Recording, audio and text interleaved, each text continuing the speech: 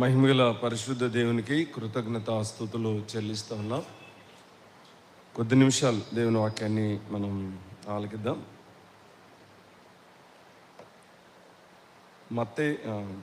యోహాను సువార్త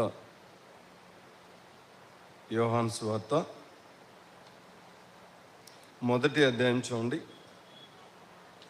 యోహాను సువార్త మొదటి అధ్యాయం.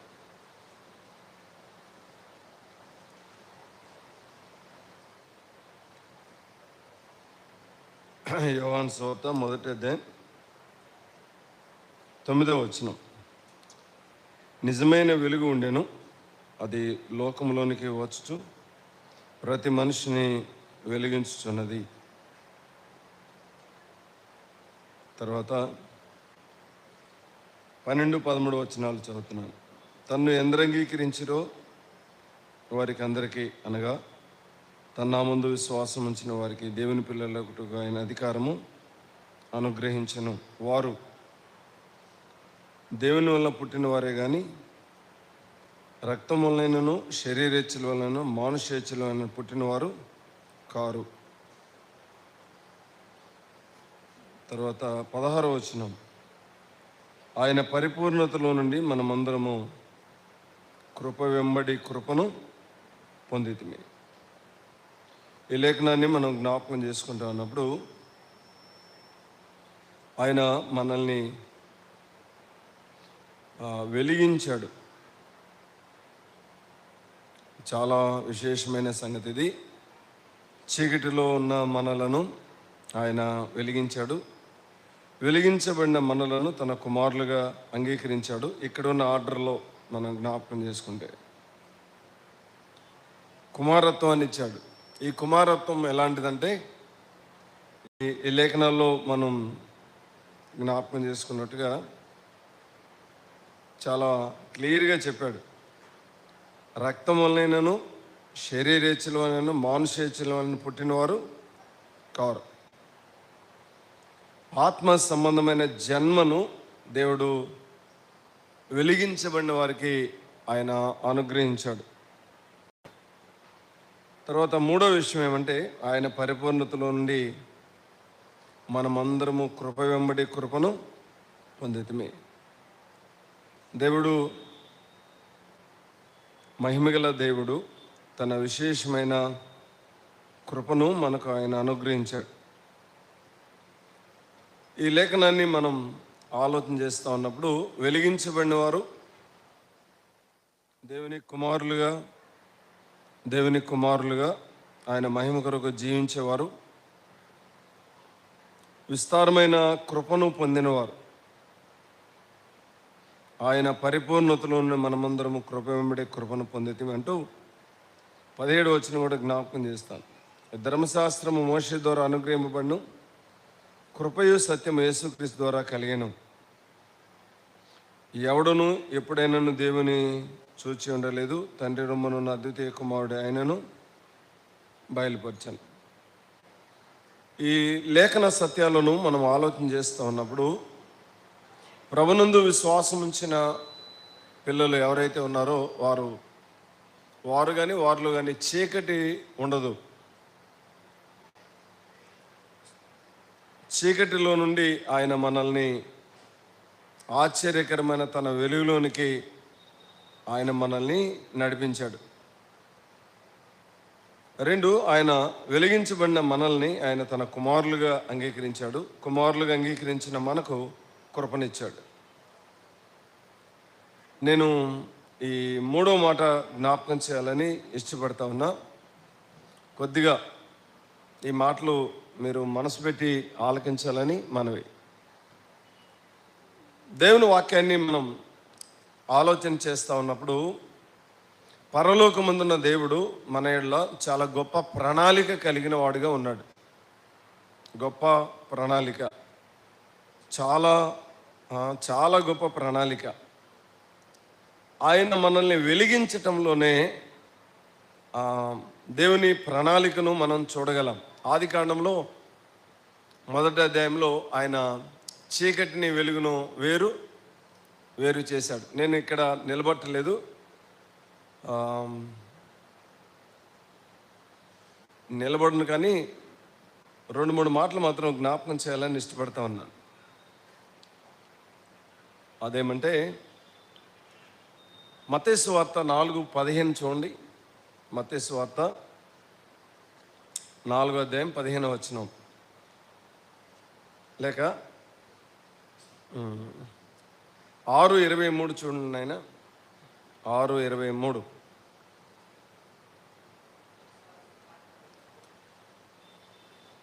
మీరు చదివేది నాకు వినపడాలి.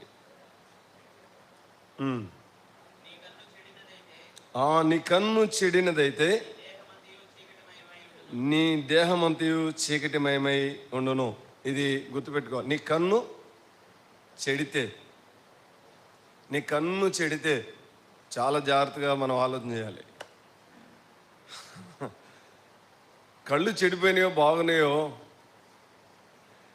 ఎవరు గెచ్చి చెప్పలేరు. అది మహిమగల దేవునికి మాత్రమే తెలుసు.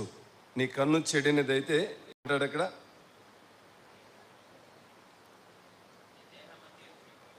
నీ దేహమంతా, అక్కడ ఒక మాట ఉంది. ఆ వచనాన్ని పూర్తి చదవండి. 23. నీలోనున్న వెలుగు చీకటి అయి ఉండిన యెడల ఆ చీకటి ఎంతో గొప్పది. మానవ దేహంలో ఉన్న అవయవాలను చీకటి ఆక్రమించకూడదు. కొంచెం మీరు ఈ మాటలు కొంచెం మనసు పెట్టి వినాలి. ఏం ఆక్రమించకూడదు? చీకటి ఆక్రమించకూడదు. రెండో మాట జ్ఞాపకం చేస్తాను. 24:29 చూడండి. 24:29.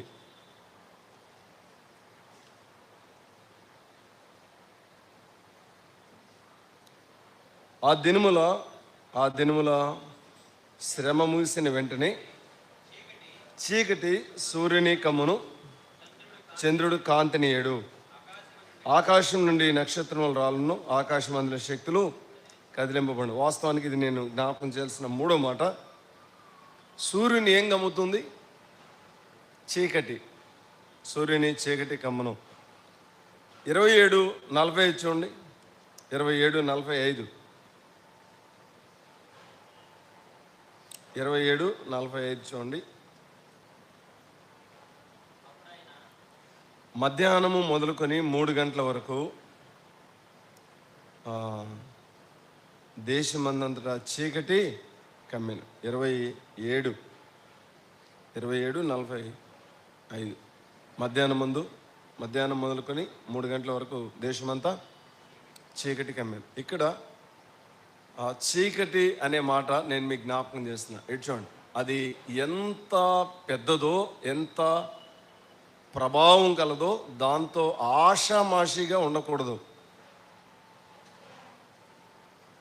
క్రొత్త నిబంధన గ్రంథం అంతా చీకటి అంటే ఈవిల్ పవర్తో కంపేర్ చేయబడింది, అపవాదుతో కంపేర్ చేయబడింది కదా. అదేం చేయగలదు చెప్పండి? ఏం చేయగలదు? ఒక మనిషిని ఆక్రమించగలదు, దేశాన్ని వెలుగు లేకుండా చేయగలదు, సూర్యుని సైతం చీకటి కమ్మింది అనే మాట చూస్తాం. మనం అర్థం చేసుకోవడానికి ఈ మాటలు జ్ఞాపకం చేశాను. ఉన్నట్టుగా మీరు ఆలోచన చేయొద్దు. దేవుని పిల్లలమైన మనం ఈ సంగతిలో ఆలోచన చేస్తూ ఉన్నప్పుడు ఆయన మనల్ని వెలిగించాడు, ఇంకా మనల్ని ఎవడో ఆర్పలేడు. నువ్వు వెలిగించబడిందే వాస్తవం అయితే ఎవడో నిన్ను ఆర్పలేడు. అయితే ముఖ్యమైన సంగతి ఏంటంటే, మనం దైవ కృపను పొంది కృపాసహిత జీవితాన్ని మనం భూమి మీద జీవించాలి.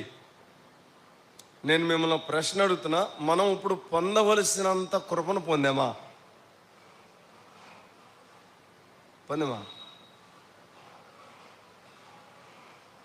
ఏంది అటు ఇటుగా ఉన్నారు? పొందారా? పొందిన వాళ్ళని బట్టి ప్రభుని స్తుతిస్తా ఉన్నా. ఇంకా పొందని వాళ్ళు కూడా ఉన్నారు, వాళ్ళు రక్షించబడిన వారే. అయితే దైవ కృపను మనం పొందటానికి, విస్తారంగా పొందటానికి మన జీవితంలో ఏ అనుభవం కావాలి, అనుభవాన్ని బేస్ చేసుకొని ఇద్దరు దైవజనుల జీవితాలను జ్ఞాపకం చేసి క్రొత్త నిబంధన గ్రంథంలో కృప ద్వారా ఎలాంటి కార్యాలు దేవుడు చేశాడో నేను జ్ఞాపకం చేయాలని ఇష్టపడతా ఉన్నా. దేవుని వాక్యాన్ని మనం జ్ఞాపకం ఉన్నప్పుడు కీర్తన గ్రంథం చూడండి. కీర్తన గ్రంథం 34:18. ఎవరికి ఆయన కృపనిస్తాడు? కీర్తన గ్రంథం 24:18 చూడండి. 34:18. విరిగి నలిగిన హృదయం గల వారికి యెహోవా ఆసన్నుడు, నలిగిన మనసు గల వారిని ఆయన రక్షించును. దేవుని వాక్యాన్ని మనం జ్ఞాపకం చేసుకుంటా ఉన్నప్పుడు కొంచెం తగ్గించే సౌండ్.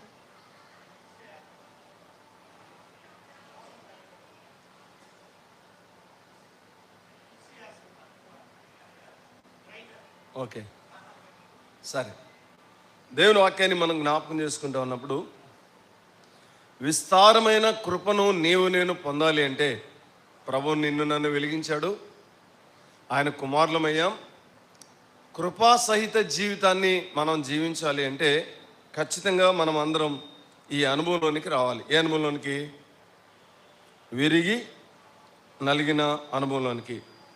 ఏ మనుషుడైతే విరిగి నలిగిన అనుభవంలోనికి వస్తాడో దేవుడు వారి యెడల విస్తారమైన కృప చూపేవానిగా ఉన్నాడు. 51:17 కూడా చూడండి. కీర్తన గ్రంథం 51:17.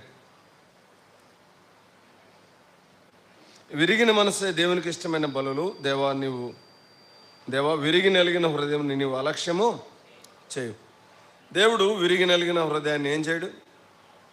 అలక్ష్యం చేయడు. దేవుని పిల్లలమైన మనం విస్తారమైన కృపను పొందటానికి ఉన్న దారి ఏదంటే విరిగి నలిగిన అనుభవం. నేను తర్వాత కూడా జ్ఞాపకం చేస్తాను. విరిగి నలిగిన అనుభవాన్ని మనం కలిగి ఉంటే దేవుడు విస్తారమైన కృపనిస్తాడు. ఇది దావీదు అనుభవంగా నేను జ్ఞాపకం చేస్తా ఉన్నాను. 38:4 చూడండి. 38:4. నా దోషములు నా తల మీదుగా పొర్లిపోయినవి, నేను మోయలేని బరువులేవి నా మీద మోపబడి ఉన్నవి. 5వ వచనం కూడా చదువుతున్నాను. నా మూర్ఖత వలన కలిగిన గాయములు దుర్వాసన గలవై స్రవించుచున్నవి. ఒక వ్యక్తి తప్పు చేసిన తర్వాత లేక పాపం చేసిన తర్వాత ఎంత ఏడవలో, దేవుని హృదయాన్ని ఎంత బాధ పెట్టామో, ఎంత దుఃఖ పెట్టామో, దేవుని మనస్సును ఎంత గాయపరిచామో అది ఎరిగి ఖచ్చితంగా దేవుని పాదాల మీద పడి ఏడ్చే అనుభవాన్ని కలిగి ఉండాలి. అది దావీదులో చూస్తాం మనం. దావీదు జీవితంలో చాలా విరిగి నలిగిన అనుభవంలోనికి ఆయన వచ్చాడు. 18వ వచనం కూడా చూడండి ఒక మాట. నా దోషమును నేను ఒప్పుకొనుచున్నాను, నా పాపమును వచ్చి విచారపడుచున్నాను. ఇంకా 51వ అధ్యాయంలో మనం గమనిస్తే అక్కడైతే చాలా విషయాలు చెప్పాడు. దేవుని పిల్లలమైన మనం ఈ సంగతులు ఆలోచన చేస్తూ ఉన్నప్పుడు ప్రభునందు ప్రియమైన వారలారా, మనం ఈ విరిగి నలిగిన అనుభవంలోనికి వస్తే దేవుడు నీ ఎడల నా ఎడల కృప చూపడానికి ఇష్టపడతాడు. పరలోకమందున దేవుడు తన అభిప్రాయాన్ని తెలియజేశాడు. యెషయా గ్రంథం 57:15 చూడండి. యెషయా గ్రంథం 57:15. మహాగణుడును, మహోన్నతుడును, పరిశుద్ధుడును, నిత్య నివాసి అయిన వాడు ఇలాగ సెలవిచ్చున్నాడు. నేను మహోన్నతమైన పరిశుద్ధ స్థలములో నివసించువాడను, ఆయనను వినయము గల వారి ప్రాణమును ఉజ్జింపచేయుటకు, నలిగిన వారి ప్రాణమును ఉజ్జింపచేయుటకు, వినయము గల వారి యొద్దను దీన మనసు గల వారి యొద్దను నివసించున్నాను. అంటే దేవుడు విస్తారమైన కృపను తన పిల్లలకు ఇవ్వటానికి ఇష్టపడతా ఉన్నాడు. 61వ అధ్యాయం మొదటి వచనం చూడండి. యెషయా గ్రంథం 61 మొదటి వచనం. ప్రభువు యెహోవా ఆత్మ నా మీదకి వచ్చి ఉన్నది, దీనులకు సువర్తమానం ప్రకటించుట యెహోవా నన్ను అభిషేకించను, నలిగిన హృదయం గల వారిని దృఢపరచుటకు, చెరలోనున్న వారికి విడుదలను, బంధింపబడిన వారికి విముక్తి ప్రకటించుటకును. ఇది మన ప్రియ ప్రభువుని గురించి చెప్పబడిన ప్రవచనం. ఆయన దీనులను, నలిగిన హృదయం గల వారిని నేను ఆదరిస్తాను అని ఈ లేఖనంలో చెప్పాడు. 66:2 చూడండి. 66:2. అవన్నీ నా హస్తవృత్యంలో నా వలన కలిగిన యెహోవా సెలవిచ్చున్నాడు, ఎవడు దీనుడై నలిగిన హృదయం కలవాడే నా మాట విని వణుకుచుండునో వానినే నేను దృష్టించున్నాను. నలిగిన హృదయం కలవాడై, విరిగి నలిగిన హృదయం కలవారై వణికేవారు కావాలి. దేవుని పిల్లలమైన మనం ఈరోజు మనల్ని క్యాడర్స్ వైజ్గా డివైడ్ చేస్తే, దేవుని మాట విని తేలిగ్గా తీసుకునే వాళ్ళు ఉన్నారు, దేవుని మాట విని కొద్దిగా భయపడే వాళ్ళు ఉన్నారు, దేవుని మాట విని అదే మాట, ఒకే మాట గడగడ వణికే వాళ్ళు ఉన్నారు. ఎవరిని దేవుడు దృష్టిస్తాడు, ఎవరి ఎళ్ళ దేవుడు కృప చూపుతాడు అంటే, దేవుని మాట విని ఎవరైతే వణికే అనుభవాన్ని కలిగిన వారికి ఉన్నారో వారి ఎళ్ళ. దేవుని వాక్యాన్ని జ్ఞాపకం చేస్తాను చూడండి. సౌలు దేవుని కృపను పోగొట్టుకున్నాడు, దావీదు దేవుని కృపను పొందాడు. సౌలు ఎందుకు పోగొట్టుకున్నాడు? ఇప్పుడు వరకు చెప్పింది మీకు ఒక మొక్క కూడా ఎక్కువ ఉండదు నాకు తెలిసి. సౌలు దేవుని కృపను ఎందుకు పోగొట్టుకున్నాడు? అసలు అన్నిటినీ కలిపి నేను ఒక మాట చెప్పాలనుకుంటున్నాను. విరిగి నలిగిన అనుభవం మనం ఆయనలో చూడలేం, వెతికినా కనపడదు కదా. ఏ అనుభవం లేదు, విరిగి నలిగిన అనుభవం లేదు. విరిగి నలిగిన అనుభవం లేని వారు కృపను పోగొట్టుకుంటారు. చాలాసార్లు మనల్ని గురించి మనందరికీ కొంచెం ఓవర్ కాన్ఫిడెన్స్ ఉంటుంది. మనం చదువుని బట్టి కావచ్చు, లేకపోతే సంపాదన బట్టి కావచ్చు, లేకపోతే నీకున్న స్కిల్స్ టాలెంట్ని బట్టి కావచ్చు, లేకపోతే ఇంకా లోకంలో మనుషులు వేటిని అనుసరిస్తున్నారో వాటిని బట్టి కావచ్చు. కానీ దేవుని ఎదుట నన్ను నేను తగ్గించుకొని బ్రతికే అనుభవాన్ని మనం కలిగి ఉండాలి. సమూయేలు 2వ గ్రంథం 7:15 చూడగలరా? సమూయేలు 2వ గ్రంథం 7వ అధ్యాయం 15వ వచనం. నిన్ను స్థాపించుటకై నేను కొట్టివేసిన సౌలునకు నా కృప దూరమైనట్లు అతనికి నా కృప దూరము చేయను.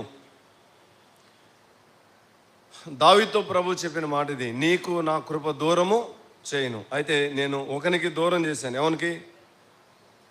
సౌలుకి నేను ఏం దూరం చేశాను?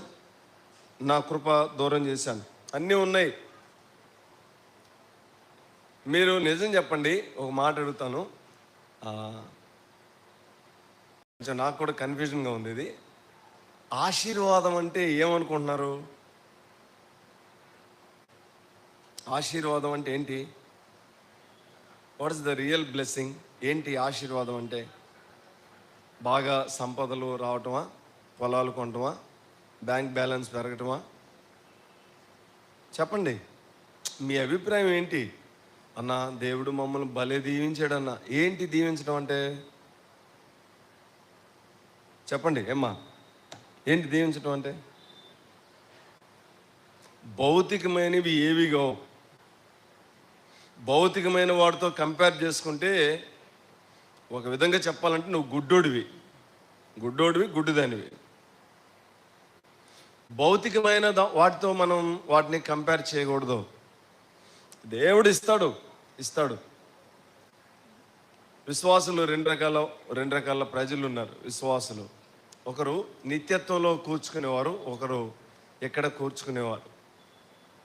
నిత్యత్వంలో కూర్చుకునే వారికి ఎక్కడ ఏమి ఉండవు. వచ్చినట్టు పంచి పెడతా ఉంటే ఏముంటాయి? కొందరు ఏం చేస్తారు? చక్కగా కూర్చుకుంటూ ఉంటారు. దేవుని వాక్యాన్ని మనం జ్ఞాపకం చేసుకుంటూ ఉన్నప్పుడు ఈ లేఖనంలో మనం గమనించే మాట, సౌలుకు నా కృప నేను దూరం చేశాను. సౌలుకి దేవుడు కృపను ఎందుకు దూరం చేశాడు అంటే ఒకే ఒక్క మాట నేను జ్ఞాపకం చేయాలనుకుంటున్నాను. హృదయాన్ని ఏం చేశాడు? కఠినపరుచుకున్నాడు. హృదయాన్ని కఠినపరుచుకున్నాడు. హృదయాన్ని బండకలాగా చేశాడు. దేవుని పిల్లలమైన మనం ప్రభుచితమైతే ఈ రాత్రికి నేను ఆ సంగతులు కొన్ని జ్ఞాపకం చేయాలని ఇష్టపడతా ఉన్నా. హృదయాన్ని నువ్వు కఠినపరుచుకుంటే సౌలు ఏం పోగొట్టుకున్నాడు? కృపను పోగొట్టుకున్నాడు. దినవృత్తాంతముల మొదటి గ్రంథం 17-13 చూడగలరా? దినవృత్తాంతముల మొదటి గ్రంథం 17వ అధ్యాయం.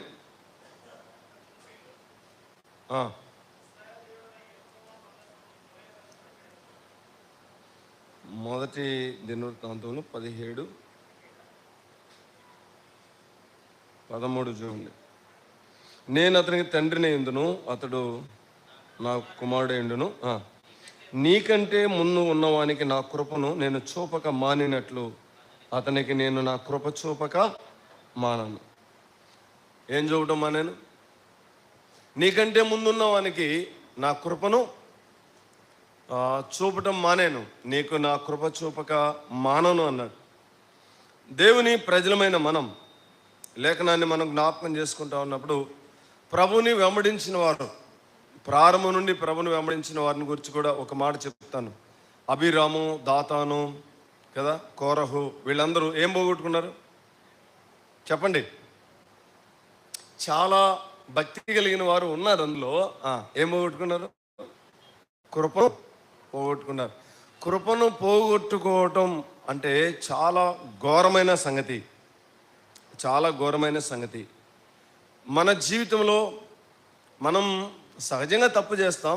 తప్పు చేసినప్పుడు ప్రభు చెప్పినప్పుడు, ప్రభు నీతో మాట్లాడినప్పుడు, వాక్యం చదువుతుండగా కానీ ప్రసంగం వింటుండగా కానీ ప్రభు సూటిగా నీతో మాట్లాడినప్పుడు పశ్చాత్తాపడి, దేవా నేను నిన్ను గాయపరిచాను, నేను నీకు ఆయాసాన్ని కలిగించాను, నేను నీకు నష్టాన్ని కలిగించాను, నీ మనసును గాయపరిచాను నేను, దేవా నన్ను క్షమించని ఎవరు ఆయన పాదాల దగ్గరికి వస్తారో వారి ఏళ్ళ ఆయన కృప చూపటానికి ఇష్టం.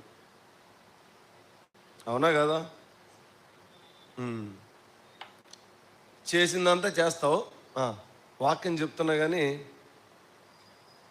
నాకు కాదులే అబ్బా, ఈరోజు వాడు రాలేదబ్బా, భలే చెప్పాడు వాక్యం, అంత వాడి కోసమే అంటాం కదా. ఎవరి కోసం?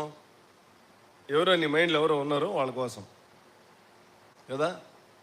ఎప్పుడు వాక్యం చెప్పినా వాక్యం నా కొరకే అని వెతుక్కుంటే మూలన ఏదో ఒకటి దొరికిద్ది. దాన్ని ఒప్పుకొని క్షమించమని అడిగితే ప్రభు క్షమిస్తాడు. కృపకు నిన్ను నన్ను పాత్రలుగా చేస్తాడు. దేవుని వాక్యాన్ని మనం జ్ఞాపకం చేసుకుంటా ఉన్నప్పుడు వారందరూ కృపను పోగొట్టుకున్నారు. అయితే కృపను పొందటానికి ముఖ్యమైన సూత్రం ఏంటంటే, అభివృద్ధి పదంలో నేను విశ్వాస జీవితంలో జీవించాలి. నేను జ్ఞాపకం చేస్తున్నా, శారీరకంగా అభివృద్ధి పొందిన వాళ్ళు ఉన్నారు, మానసికంగా కూడా అభివృద్ధి పొందిన వాళ్ళు ఉన్నారు. కానీ ఆత్మీయంగా అనేకులు ఏమైపోయారు? అనేకులు చతికిలు పడిపోయారు, కుంటిపడిపోయారు, నడవలేని స్థితిలో ఉన్నారు. దానికి గల కారణం ఏంటంటే విరిగి నలిగిన అనుభవం లేకపోవటం, లేక దీనత్వం లేకపోవటం. విరిగి నలిగిన అనుభవం, దీనత్వం లేకపోవటమే నువ్వు కృపను పోగొట్టుకోవడానికి కారణం. చూడండి, కొరింథీయులకు రాసిన మొదటి పత్రిక పౌలు గారి జీవితంలో కొన్ని మాటలు జ్ఞాపకం చేస్తాను. కొరింథీయులకు రాసిన మొదటి పత్రిక 9:27 చూడండి. గాలిని కొట్టినట్లు నేను పోట్లాడలేదు, కానీ ఒకవేళ ఇతరులకు ప్రకటించిన తర్వాత నేనే భ్రష్టుడనే పోదునేమో అని నా శరీరమును నలగగొట్టి దాన్ని లోబరుచుకొనుచున్నాను. మనమందరం ఈ అనుభవంలోనికి రావాలి. శరీరాన్ని ఏం చేయాలి? నలగొట్టాలి. ఇతరులను కాదు, నీ శరీరాన్ని నా శరీరాన్ని నలగొట్టుకునే అనుభవంలోనికి వస్తే దేవుడు విస్తారమైన కృపనిస్తాడు. కొరింథీయులకు రాసిన 2వ పత్రిక చూడండి, ఇదే మాట చూస్తాం. కొరింథీయులకు రాసిన 2వ పత్రిక 12వ అధ్యాయం 7వ వచనం. నాకు కలిగిన ప్రత్యక్షతలు బహు విశేషంగా ఉన్నందున నేను అత్యధికంగా హెచ్చిపోకుండా నిమిత్తము నా శరీరంలో ఒక ముళ్ళును నేను అత్యధికంగా హెచ్చిపోకుండా నిమిత్తము నన్ను నలగగొట్టుటకు సాతాను యొక్క దూతగా ఉంచబడెను. అది నా ఎదురు నుండి తొలగిపోవాలని దాని విషయమై ముమ్మారు ప్రభుని వేడుకుంటుని, అందుకు నా కృప నీకు చాలును. ఇటు చూడండి, ఇక్కడే నేను కొన్ని విషయాలు చెప్పాలనుకుంటున్నాను. కృపను కలిగిన వారికి ఏముంటాయి?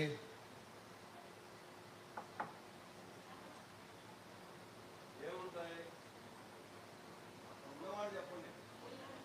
అనారోగ్యాలు ఉంటాయి, ఉంటాయా ఉండవా? ఉంటాయి. కృపను పొందిన వారికి ఆర్థిక సమస్యలు ఉంటాయా ఉండవా?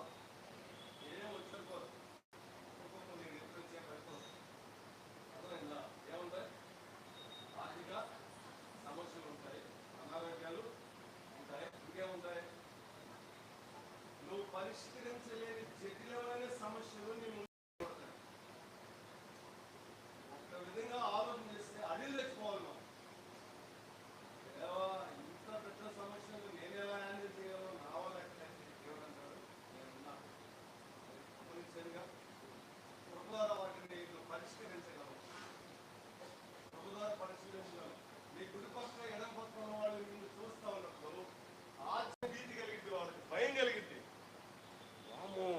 ఈయన కాబట్టి బతుకున్నాడు, కానీ నేనైతే ఎప్పుడో చచ్చిపోయేవాడిని అంటారు మనకున్న శ్రమలు చూసి. యోగుని గురించి అందదేగా. దేవుని పిల్లలమైన మనం ఈ సంగతులు ఆలోచన చేస్తూ ఉన్నప్పుడు మన జీవితాల్లో విస్తారమైన కృపను దేవుడిచ్చాడు. అయితే కొన్ని సమస్యలను దేవుడు మన జీవితాల్లో అనుమతిస్తాడు.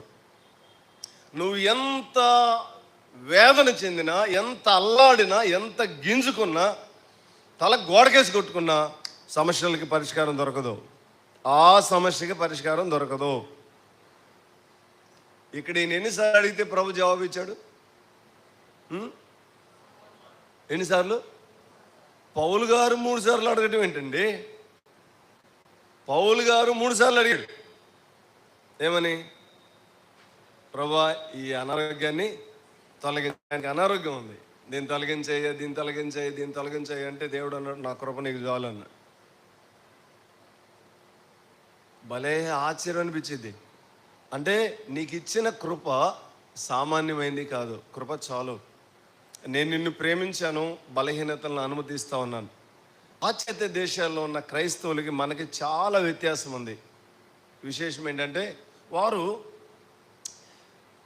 ఏదైనా సమస్య వస్తే, ప్రభువా మీ చిత్తమైంది నాకు ఈ సమస్యను అనుగ్రహించడానికి మీకు వందనాలు అంటారు. మనమైతే ప్రభా ప్రభా ప్రభా ప్రభా ప్రభా ప్రభా భరించలేకపోతే తీసేయ అని ఏడుస్తాం. అవునా? వాళ్ళు దేవుని సార్వభౌమాధికారాన్ని గౌరవిస్తారు, గణపరుస్తారు. అందుకే క్రైస్తవులుగా ఎంచదగిన జాబితాలో మనం 4వ స్థానంలో ఉన్నాం. దేవుని వాక్యాన్ని మనం జ్ఞాపకం చేసుకుంటా ఉన్నప్పుడు మరొక మాట జ్ఞాపకం చేస్తాను. రోమిలికి రాసిన పత్రిక 7:23-24 చూడండి. 7వ అధ్యాయం 23-24.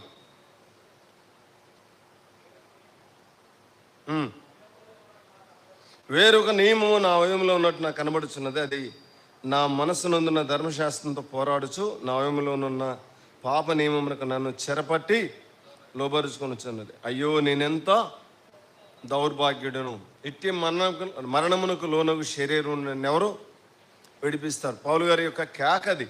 సత్యం అర్థమైన తర్వాత దేవుని పిల్లలమైన మనం మన విశ్వాస భక్తి జీవితంలో ఎల్లప్పుడూ కృపాసహిత జీవితాన్ని జీవించాలి అంటే ఎల్లప్పుడూ విరిగి నలిగిన అనుభవాన్ని మనం కలిగి ఉండాలి. విరిగి నలిగిన అనుభవాన్ని మనం కలిగి ఉంటే ప్రభు సంతోషిస్తాడు. ప్రభు నిన్ను బట్టి నన్ను బట్టి ఆనందిస్తాడు. చాలాసార్లు ఈ అనుభవంలో మనం ఉన్నాం. విరిగి నలిగిన అనుభవాన్ని నీవు నేను కలిగి ఉండాలి. లేఖనంలో మరొక మాట జ్ఞాపకం చేస్తాను, చూడండి. ఆదికాండం 6వ అధ్యాయం 8వ వచనం చూడండి. 6:8. అయితే నోవహు యెహోవా దృష్టి యందు కృప పొందినవాడాయను. ఏం పొందాడు? కృప పొందాడు. కృప పొందినవాడాయను. తర్వాత 22వ వచనం కూడా చూడండి. నోవహు అట్లు చేసెను, అతనికి ఆజ్ఞాపించిన ప్రకారం యావత్తు చేశాను. చూడండి ఇక్కడ ఒక మాట జ్ఞాపకం చేస్తున్నా.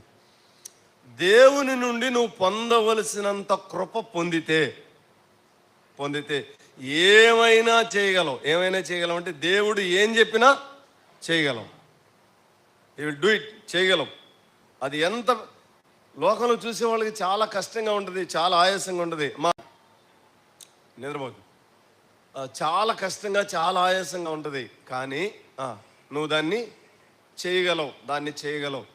చేయటానికి కావలసినంత కృపను దేవుడు మనకిచ్చాడు. ఆ ఓడను కట్టడం చిన్న మాటలా? ఓడను ఆయన ఎప్పుడన్నా కట్టిన అనుభవం ఉందా? ఓడను కట్టిన అనుభవం లేదు. కానీ దేవుడు ఏమిచ్చాడు?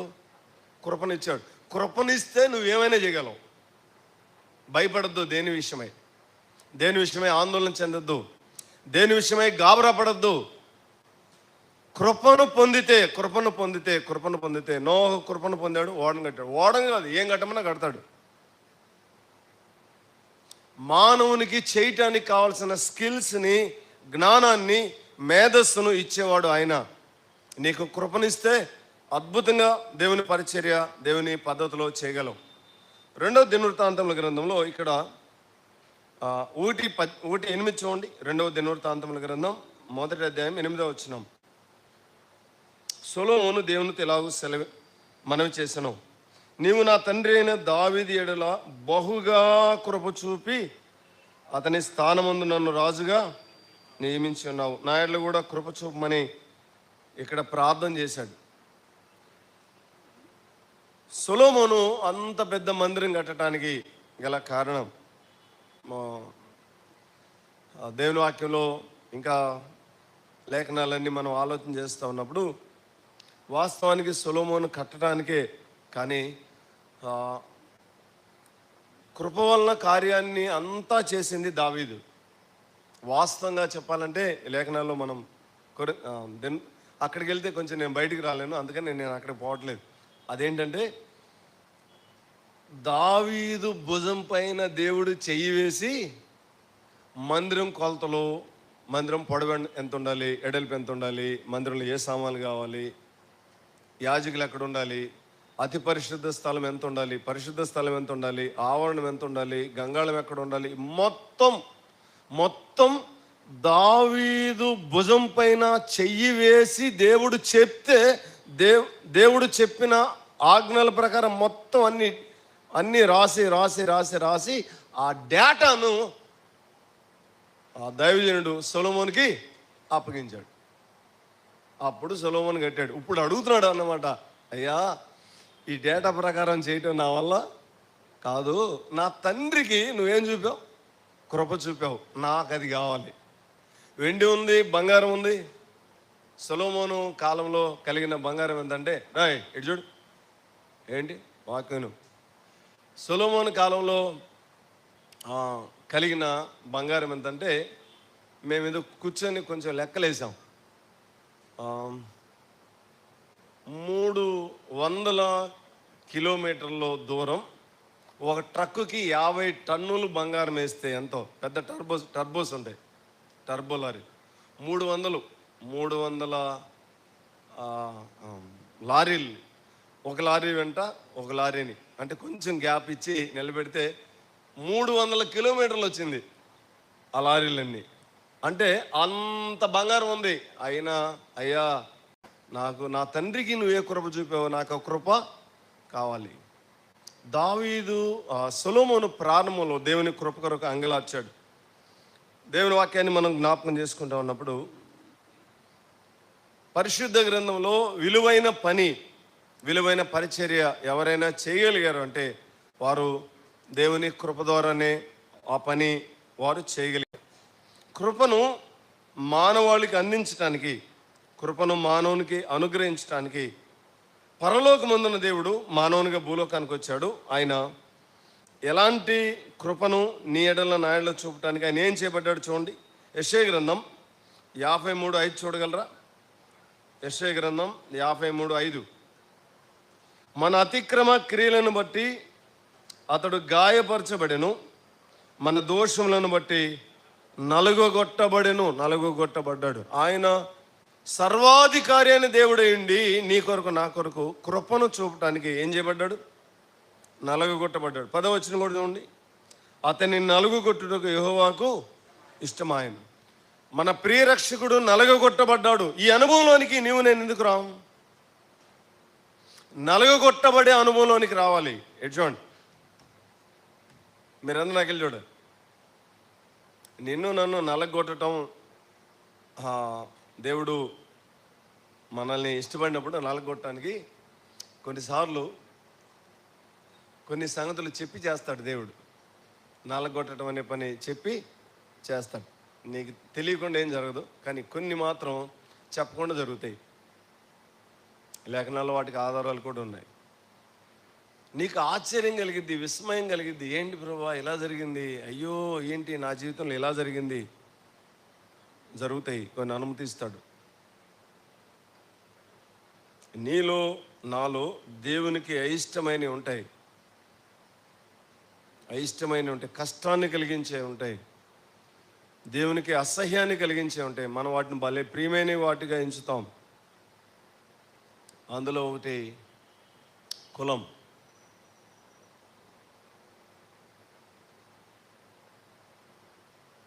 రెండు ధనం. దేవుని ప్రజలమైన మనం ఈ లేఖనాన్ని మనం ఆలోచన చేస్తూ ఉన్నప్పుడు అప్పగించుకోవాలి. కులం, ధనం, శరీర సౌష్ఠ్యాన్ని చూడటం, రంగు చూడటం, ఇంక ఇవన్నీ ఆయన నీ కొరకు నా కొరకు నలుగొట్టబడ్డాడు. యోహాను రాసిన మనం చదువుకున్నాం కదా, యోహాను రాసిన మొదటి సువార్త చూడండి. యోహాను సువార్త మొదటి అధ్యాయం 16-17 చూడండి. ఆయన పరిపూర్ణతలో నుండి మనమందరం కృప వెంబడి కృపను పొందితిమి. తర్వాత 14 చూడండి. ఆ వాక్యము శరీరధారి అయి కృపా సత్య సంపూర్ణుడిగా మన మధ్య నివసించెను. తండ్రి వలన కలిగిన అద్వితీయ కుమారుని మహిమ వలె మనం ఆయన మహిమను కనుగొంటిమి. మహిమా స్వరూపి మానవునిగా వచ్చాడు నీకు నాకు కృపను అనుగ్రహించడానికి. అయితే దేవుడు నీకు నాకు కృపను ఇస్తాడు, కానీ కృపను ఇవ్వటానికే ఆయన వచ్చింది. కృపను ఇవ్వటమే ఆయన ఉద్దేశం. అయితే ఏం కావాలి? నీలో ఏం కావాలి? విరిగి నలిగిన మనసు మనల్ని ఏం చేస్తుందంటే దీనత్వంలోనికి నడిపిస్తుంది. అవునా? చాలా దీనులు అవుతాం. ఇంతకుముందు మీ ఆవిడ మాట్లాడేటప్పుడు ఏంటి ఎక్కువ మాట్లాడుతూ ఉంటావు. దీనుడు అయితే అలా అనవు, కానీ ప్రతిదానికి ప్రభు వైపు చూస్తాం. ప్రతి దానికి ఏమైనా జరగని ప్రభు వైపు చూస్తాం. కృపను పొందిన వారికి ఉన్న ఆధిక్యత ఏంటంటే ప్రతి దానికి ప్రభు వైపు చూస్తారు. ఏమైనా జరగని మనుషుల వైపు చూడరు, కోపం పెట్టుకోరు, కష్టపడరు, ఆయాసపడరు, దేవుని వైపు చూస్తారు. దేవుడు దీనుల పక్షంగా యుద్ధాలు చేస్తాడు, కార్యాలు చేస్తాడు. అయితే మనం కృపాసహిత జీవితాన్ని జీవించాలి అంటే నేను 2 మాటలు ప్రాముఖ్యంగా ఇక్కడ జ్ఞాపకం చేస్తాను. యాకోబు రాసిన పత్రిక 4:6 చూడగలరా? యాకోబు రాసిన పత్రిక 4వ అధ్యాయం 6వ వచనం. కాదుగా నేను ఎక్కువ కృపనిచ్చును, అందుచేత దేవుడు అహంకారులను ఎదిరించి దీనులకు కృప అనుగ్రహించునని లేఖనము చెప్పుచున్నది. దీనులకు దేవుడు ఏమిస్తాడు? దీనత్వం లేకపోతే దీనత్వం లేకపోతే ఈ మౌత్ ఒకటి ఇస్తారా?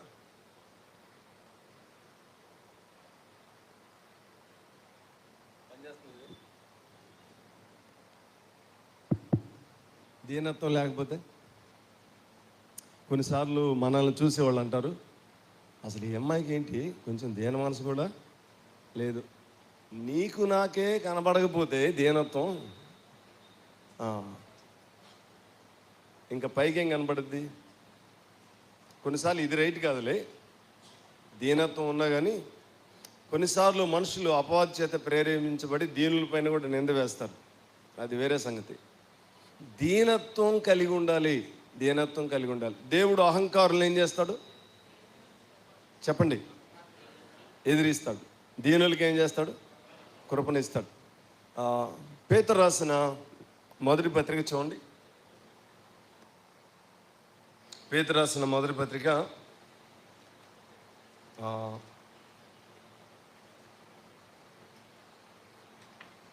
5వ అధ్యాయం 5వ వచనం.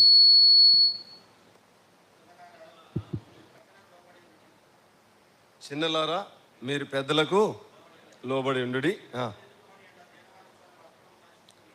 ఎదుటివాని ఎడల మీరందరూ ఎదుటివాని ఎడల దీన మనసును వస్త్రము ధరించుకొని మిమ్మల్ని అలంకరించుకోండి. దేవుడు అహంకారులను ఎదిరించి దీనులకు కృపని అనుగ్రహించు. ఏ వస్త్రం ఉండాలి చెప్పండి?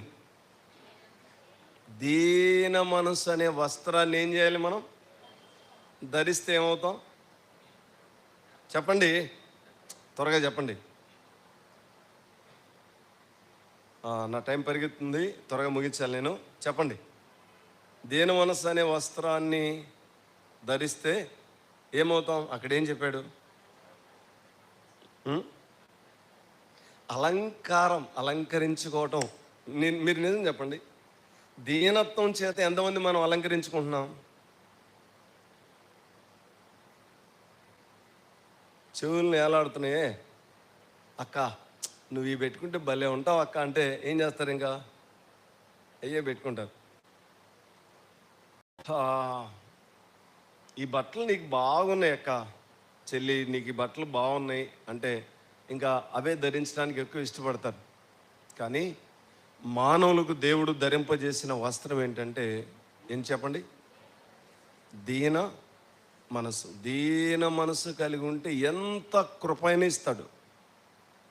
కృప పొందకపోవటానికి కారణం ఏంటంటే ఏం చెప్పండి? దీన మనసు లేకపోవటం. దీనత్వంలోనికి రావాలంటే ఏం కావాలి? విరగాలి, నలగాలి. విరిగి నలిగిన అనుభవంలోనికి నిన్ను దీనత్వంలోనికి దేవుడు తీసుకుని వస్తాడు, కృపను ఇస్తాడు. నువ్వు కృపలో నిలిచి ఉండి ఈ లోకంలో అద్భుతమైన పని, అద్భుతమైన పరిచర్య చేయగలం. దీనులకు ఎదిరించి దేవుడు దీనులకు కృప అనుగ్రహించును. దేవుడు తగిన సమయం ముందు మిమ్మల్ని హెచ్చించినట్లు ఆయన బలిష్టమైన చేతి కింద దీన మనస్కులేయుండి. దీన మనస్సులకు కృపనిస్తాడు. అయితే దీన మనస్కులు ఏం చేస్తారంటే దేవుడు హెచ్చించే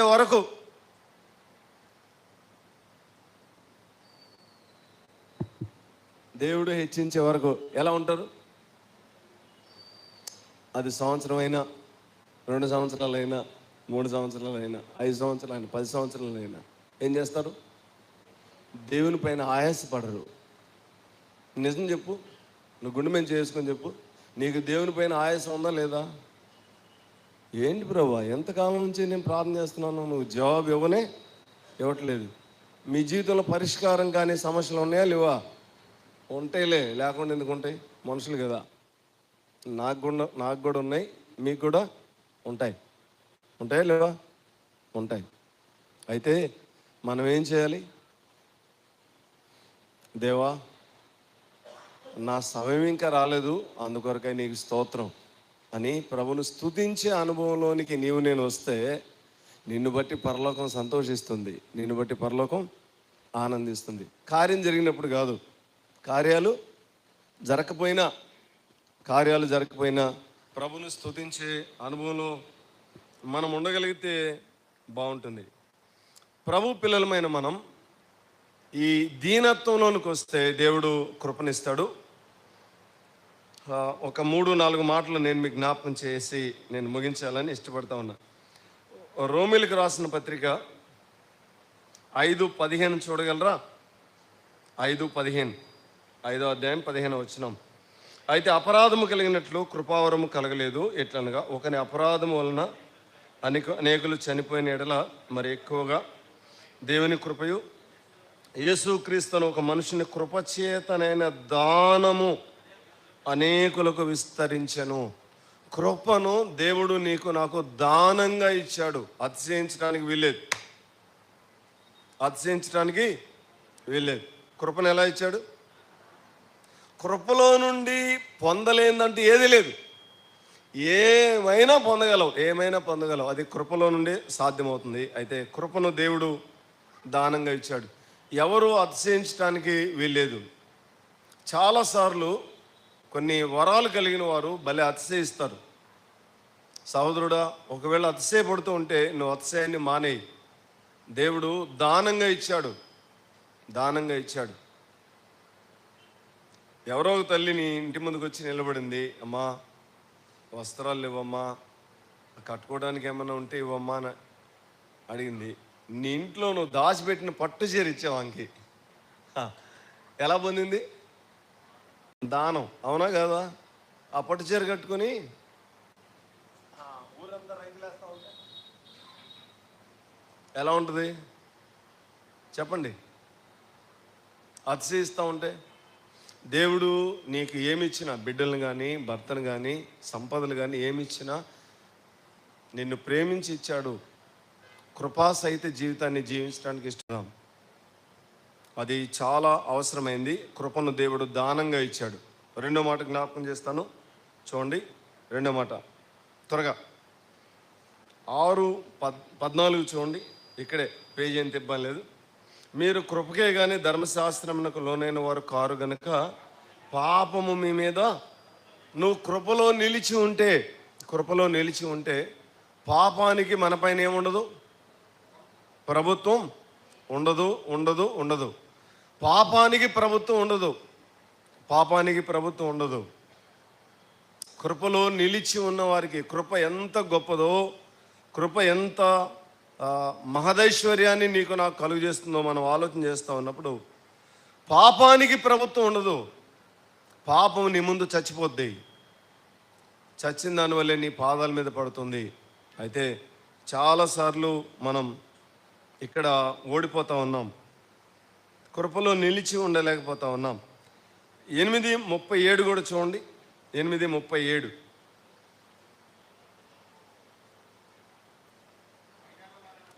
ఆయనను మనలను ప్రేమించిన వాని ద్వారా మనము వీటన్నిటిలో అత్యధికమైన విజయమా అపజయమా? అమ్మా చెప్పండి, విజయమా అపజయమా? విజయం. మనం వీటన్నిటిలో అత్యధికమైన విజయాన్ని పొందుతున్నాము. కొరింథీయులకు రాసిన 2వ పత్రిక 2:14 చూడండి. 2వ పత్రిక 2వ అధ్యాయం 14 వచనం. 2:14. మా ద్వారా ప్రతి స్థలమందును క్రీస్తుని గురించిన జ్ఞానం యొక్క సువాసన కనపరచు ఆయన మమ్మను ఎల్లప్పుడూ విజయోత్సవముతో ఊరేగించుచున్న దేవునికి స్తోత్రం. కృపాసహితమైన జీవితాన్ని మనం జీవించే అనుభవాన్ని మనం కలిగి ఉంటే దేవుడు ఎల్లప్పుడూ ఊరేగిస్తాడు. పాపాన్ని చేస్తూ పాపంలో పడిపోయిన వాడు ఊరేగించబడ్డు, కానీ జై జీవితాన్ని జీవించేవాడు ఊరేగించబడతాడు. ఎల్లప్పుడూ దేవుడు ఊరేగిస్తాడు. మహిమగల దేవుడు నిన్ను నన్ను ఊరేగించటం చాలా విశేషమైన సంగతి. అంతేకాదు, కొరింథీయులకు రాసిన మొదటి పత్రిక 3:10 చూడండి. 3:10. దేవుడు నాకు అనుగ్రహించిన కృప చొప్పున నేను నేర్పరి అయిన శిల్పకారునివలే పునాది వేసి తిని మరి ఒకడు దాని మీద కట్టుచున్నాడు. ప్రతివాడు దాన్ని ఎలాగో కట్టుచున్నాడు జాగ్రత్తగా చూచుకునవలను. దేవుడు నాకు అనుగ్రహించిన కృప చొప్పున నేను నేర్పరి అయిన శిల్పకారునివలే పునాది వేసి ఇక్కడ ఒక మాట జ్ఞాపకం చేస్తున్నా, దేవుని పని చేస్తున్న దేవుని పిల్లలు ఈ సంగతి ఆలోచన చేయాలి. అదేంటంటే, నేర్పరి అయిన శిల్పకారుని వలె పునాది వేయటానికి దేవుడు నీకు నాకేమిచ్చాడు? కృపనిచ్చాడు. అంత జ్ఞానం లేదు, అంత తెలివి లేదు, అంత వివేకం లేదు, కానీ చాలా గొప్ప గొప్ప వ్యక్తులను ప్రభు దగ్గరికి నడిపించగలిగే కృపను దేవుడిచ్చాడు. అంతేకాదు, సంఘాన్ని ఎలా కట్టాలి, ఎలాగూ సంఘాన్ని సంరక్షించాలి, సంఘంలో ఉన్న వారిని ఎలాగూ పోషించాలి, ఈ సంగతులన్నీ మహిమగల దేవుడు నేర్పిస్తూ ఉన్నాడు. నా మనసుకి బాధ కలిగిన ఒక మాట చెప్తాను. చాలా దినాల క్రితం ఒక పెద్ద ఆయన నాతో మాట్లాడుతూ ఇలా అన్నాడు.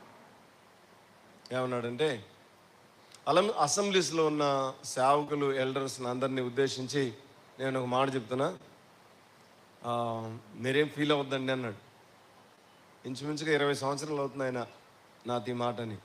అసెంబ్లీస్లో ఉన్న దేవుని సేవకులు, పెద్దలు అనబడే వారికి అద్భుతంగా సువార్త ప్రకటించగలిగే కృపను దేవుడు ఇచ్చాడు. కానీ సంఘాన్ని పోషించటం, సంఘాన్ని సంరక్షించటం వారికి చేత కాదన్నాడు. అందరి విషయంలో వర్తించేది ఇది, కానీ ఎక్కువ శాతం మాత్రం 50% కంటే ఎక్కువ మనం సువార్త ప్రకటిస్తాం, కానీ ఎక్కువ సార్లు సంఘాన్ని పోషించటం, సంరక్షించటం, వారిని బలంగా కట్టడం అందరి విషయంలో కాదు, కానీ కొందరి విషయంలో ఇది వాస్తవం అని నేను నమ్ముతున్నాను. కృపాసహిత జీవితాన్ని మనం జీవించకపోతే, అద్భుతమైన కృపలో నిలిచి ఉంటే విపరీతంగా ఇతరులను ద్వేషిస్తావు, ఇతరులను సహించలేవు, ఇతరులను అంగీకరించలేవు, ఇతరులను భరించలేవు, ఇతరులను ఓర్చుకోలేవు. కృపాసహిత జీవితాన్ని నువ్వు జీవించవు, కానీ అద్భుతమైన ప్రసంగం చేయడానికి ఇష్టపడతావు. పరలోకమందున్న దేవుడు మన విషయమై ఈ విషయంలో ఖచ్చితంగా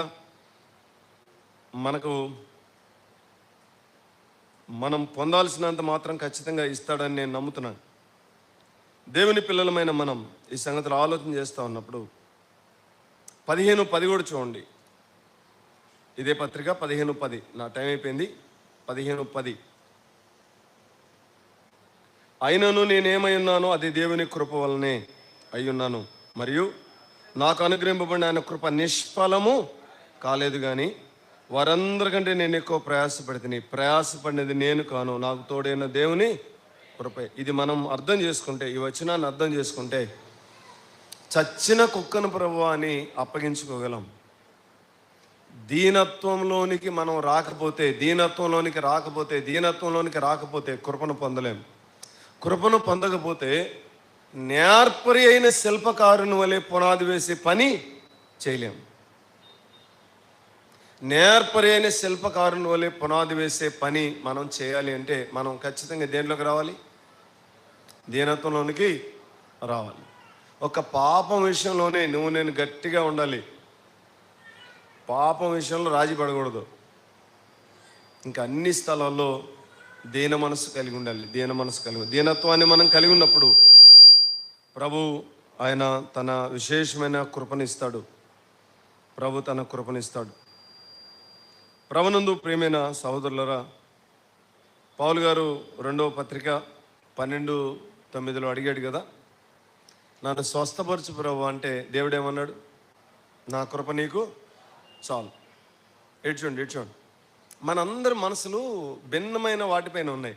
నేను ఇలా జ్ఞాపకం చేస్తా. సౌలుకి ఎటువంటి సింహాసనం ఉంది, 12 గోత్రాలను పరిపాలించే సింహాసనం ఉంది, రాణులు ఉన్నారు, కుమారులు ఉన్నారు,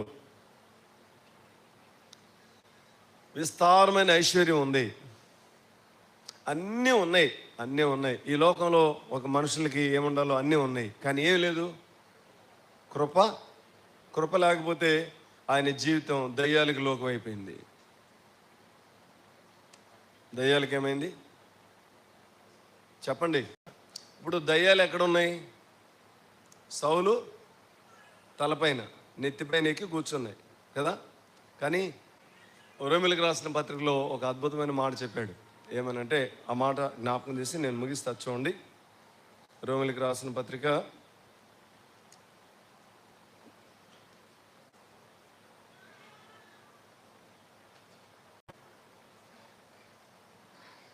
16:20. సమాధానకర్తయగు దేవుడు సాతానును మీ కాళ్ళ కింద శీఘ్రంగా చితక ద్రొక్కించును. మన ప్రభు అయిన యేసుక్రీస్తు కృప మీకు తోడయుండును. ఇటు ఎక్కడ దొరికిస్తాడు? ఇక్కడ నా పాఠం మీకు అర్థమైతే అంతే చాలు, నేను బతికినట్టే.